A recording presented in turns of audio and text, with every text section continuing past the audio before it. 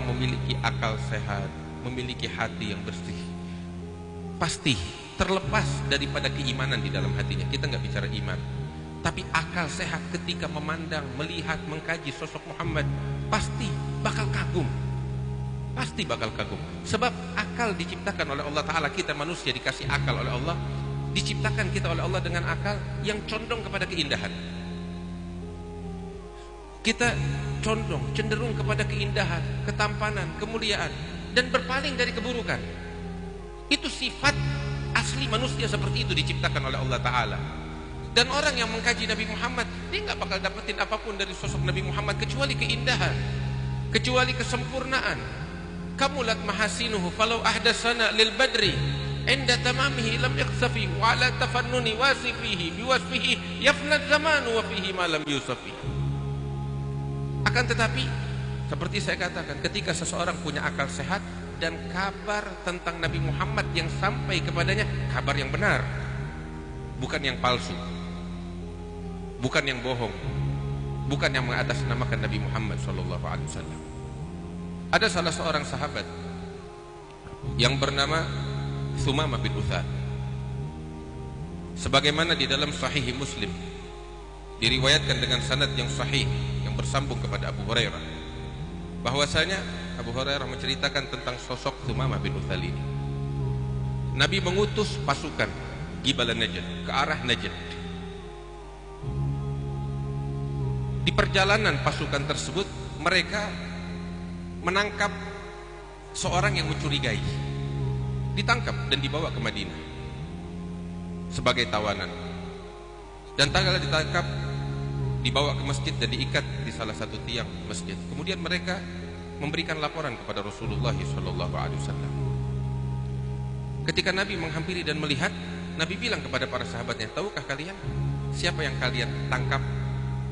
Mereka bilang, tidak ya Rasulullah, ini yang selama ini mengganggu kita, yang selama ini memerangi kita, yang selama ini membunuhi para sahabat Nabi Muhammad SAW. Siapa ya Rasulullah? Ini adalah Thumamah bin Uthal, pemimpin Bani Hanifah di Yamamah. Sahabat dengar begitu terperanjat, ini yang selama ini mengganggu kita, ini yang membunuhi para sahabat kita. Iya, ini dia. Hadirin yang dimuliakan Allah, lihat bagaimana Nabi Muhammad SAW mengajarkan kepada kita, dan indahnya sosok Nabi Muhammad dan Islam yang dibawanya.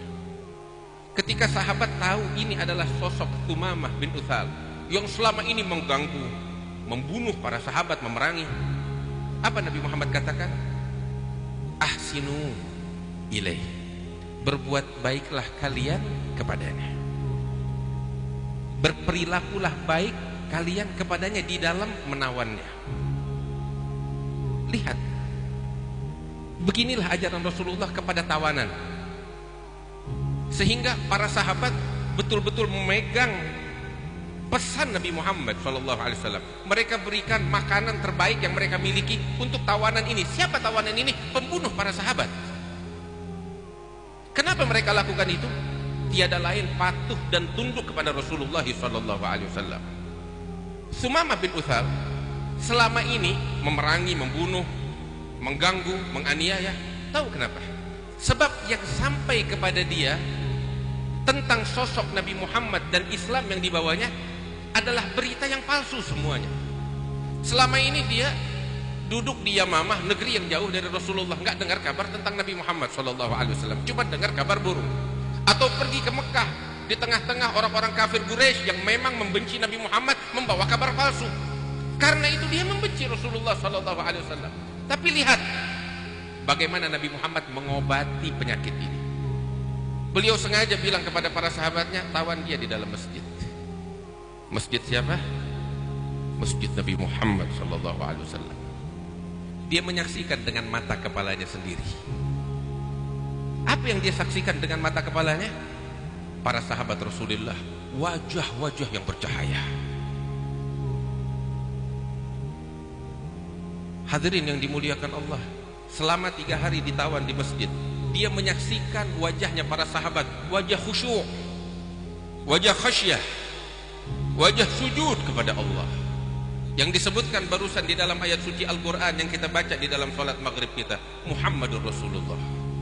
Walladzina ma'ahum, para sahabat, asyiddahu 'alal kuffar, ruhama'u bainahum, tarahum ruk'an sujjadan yabtaghuna fadlan minallahi wa ridwana simahum fi wujuhihim min atharis sujud.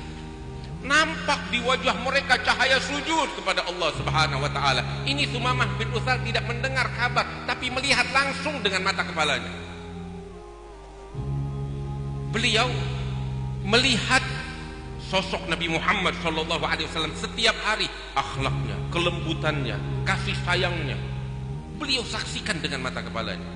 Beliau dengar dengan telinganya sendiri tentang ajaran Rasulullah yang beliau sampaikan secara langsung. Al-Quran yang masuk ke dalam ruh dan jiwanya tatkala dibacakan oleh Nabi besar Muhammad sallallahu alaihi wasallam, dan beliau menyaksikan sendiri para sahabat bagaimana mereka mengagungkan Nabi Muhammad sallallahu alaihi wasallam. Mereka kalau duduk di hadapan Rasulullah seakan-akan hinggap di kepala mereka itu burung, saking khusyuknya, tunduknya mereka kepada Rasulullah sallallahu alaihi wasallam. Ini disaksikan kemuliaan, keindahan dengan mata kepalanya sendiri. Dia melihat Islam yang sesungguhnya datang kepada dia beritanya. Langsung dia lihat dengan mata kepalanya. Orang yang berakal tersentuh. Nabi datang setiap hari kepadanya dan mengatakan, "Ma indak ya Sumamah, apa yang kau punya?"